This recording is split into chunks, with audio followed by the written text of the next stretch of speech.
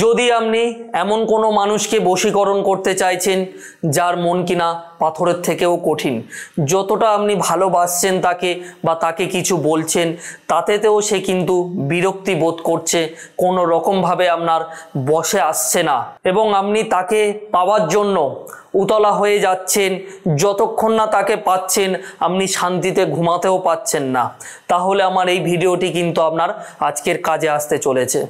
সম্পূর্ণ ভিডিওটি দেখার আগে অবশ্যই আমার এই চ্যানেলটিকে সাবস্ক্রাইব করে রাখবেন, কেননা প্রতিনিয়ত আমি বশীকরণ, বিচ্ছেদ, জ্যোতিষ সাবজেক্টের উপরে ভিডিও আপলোড করে থাকি।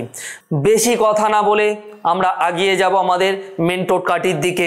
কিভাবে আপনি এই বশীকরণ ক্রিয়াটি করবেন, যাকে কিনা আপনি পাওয়ার জন্য ছটফট করছেন কিন্তু সে কোনো মতেই আপনার হাতে আসছে না বা আপনার কোনো কথার গুরুত্ব দিচ্ছে না। শুধুমাত্র একটি সাদা কাগজ এবং একটি কলম নেবেন, আর কিছুই লাগবে না।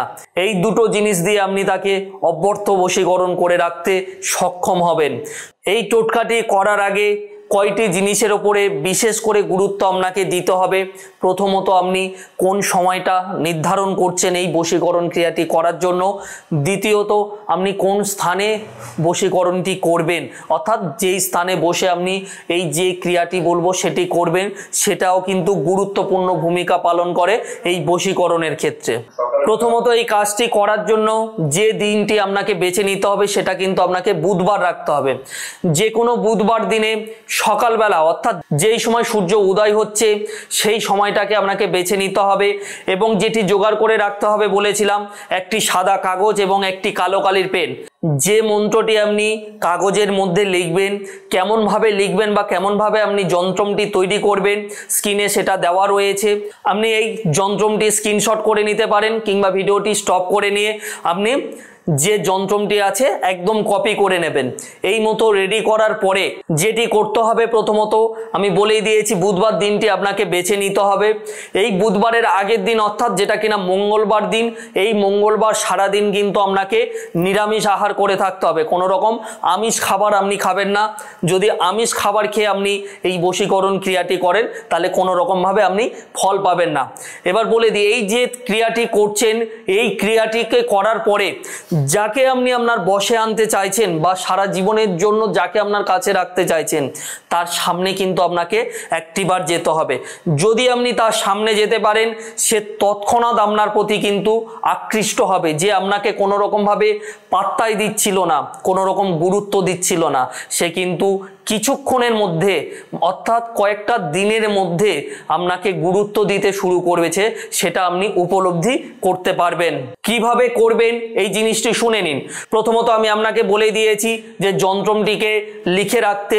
সেটিকে লিখে নিয়ে আপনি চলে যাবেন বা ফোনের মধ্যে ছবি তুলেও নিয়ে যেতে পারেন। সকালবেলা স্নান করে উঠে ভিজে বস্ত্রতে, অর্থাৎ কোনো রকমভাবে আপনি আপনার জামা কাপড় চেঞ্জ করবেন না, সেই ভিজে অবস্থায় যেই মতো আমি ছকটা বললাম সেই মতো আপনি যে সাদা কাগজটা কিনেছেন সেটাতে ভালোভাবে লিখবেন।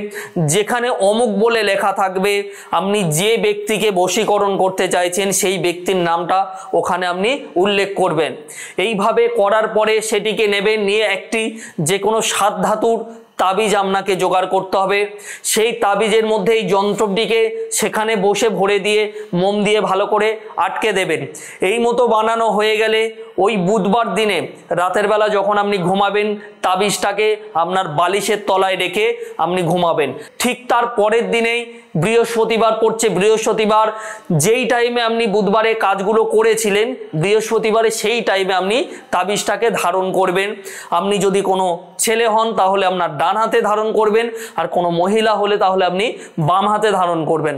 এই মতো কাজগুলো সম্পূর্ণ করার পরে আপনি যে ব্যক্তিকে বসে আনতে চাইছেন সেই ব্যক্তির সামনে একটা বার যেতে হবে আপনাকে 1 সপ্তাহের মধ্যে।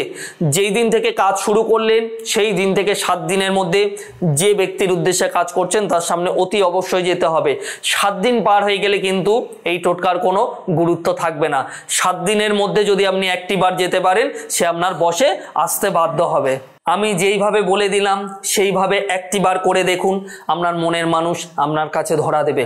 কিন্তু মাথায় রাখবেন, যেইভাবে বললাম প্রসেস বাই প্রসেস সেই মতো করবেন, কোথাও যেন একটাও কিছু ভুল না হয়, তাহলে কিন্তু ফল আপনি পাবেন না। আজকের আমি আলোচনা করলাম শুধুমাত্র সামনে গিয়ে আপনি যাকে চাইছেন তাকে আপনার বশে নিয়ে আসতে পারবেন। এই টোটকাটি করতে গিয়ে যদি কোনো রকম সমস্যা হয় বা কোনো কিছু বুঝতে যদি অসুবিধা হয়, অবশ্যই আপনি আমার কমেন্ট বক্সে কমেন্ট করে জানাবেন। এবং যদি প্রয়োজন মনে করে স্ক্রলবারে আমার নাম্বারও দেওয়া আছে, আপনি ডাইরেক্ট আমার সঙ্গে যোগাযোগ করতে পারেন, বা চেম্বারের অ্যাড্রেসও দেওয়া আছে, চেম্বারে যোগাযোগ করে নিতে পারেন। তবে মাথায় রাখবেন, কোনো খারাপ উদ্দেশ্যে আমার যে কোনো টোটকা প্রয়োগ করবে না, তাতে কিন্তু খারাপ ফল আপনি পেতে পারেন, অর্থাৎ বিপরীত প্রতিক্রিয়া হতে পারে। ভালো থাকবেন। আজকের এই পর্যন্ত। ওম নমঃ শিবায়।